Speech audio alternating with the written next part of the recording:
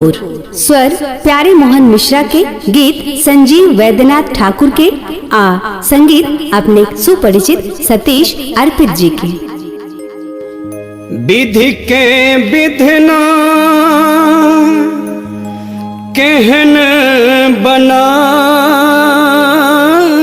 का हमेरा दिसे नेता कई छी कोने अपराध केला हम जननी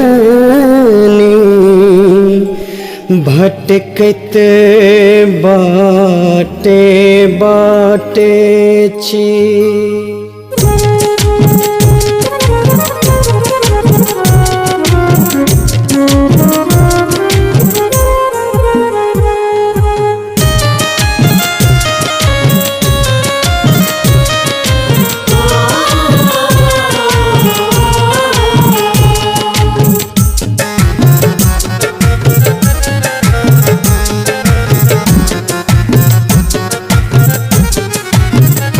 कत्ता बैसल छबन के तो कठोर है गे माँ, कत्ता बैसल छबन के तो कठोर है गे माँ, और हाथ हमरा तू आचर के कोर है गे माँ, और हाथ हमरा तू आचर के कोर है गे माँ।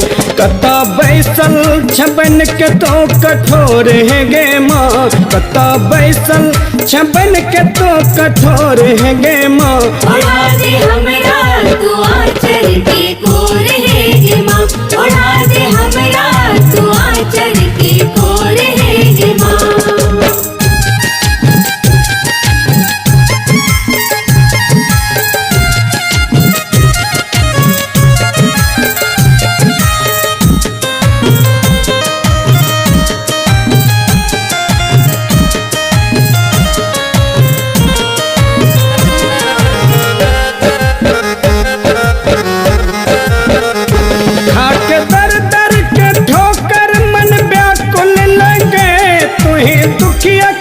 सहारा ये जग माँ कहे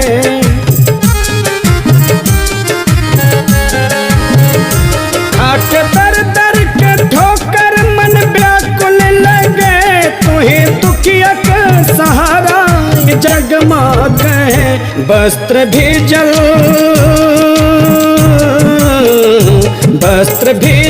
देख पच पच के नौर है गे माँ, वस्त्र भी जल देख पच पच के नौर है गे माँ, ओढ़ा दे हमरा तू आचर के कोर है गे माँ, ओढ़ा दे हमरा तू आचर के कोर है गे माँ।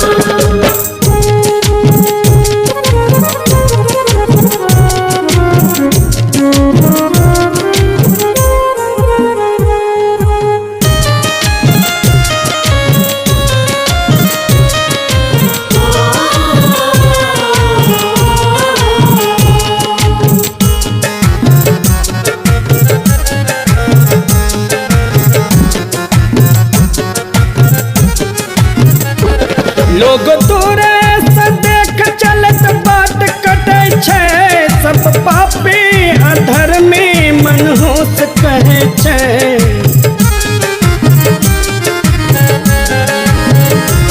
लोग दूरे से देख चलत बाट कटे छे, सब पापी अधर्मी मनहूस कहे छे।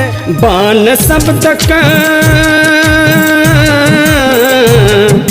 शब्द एक कहन कटे खोर है गे माँ, बान शब्द एक कहन कटे खोर है गे माँ, ओढ़ा दे हमरा तू आचर के कोर है गे माँ, ओढ़ा दे हमरा तू आचर के कोर है गे माँ।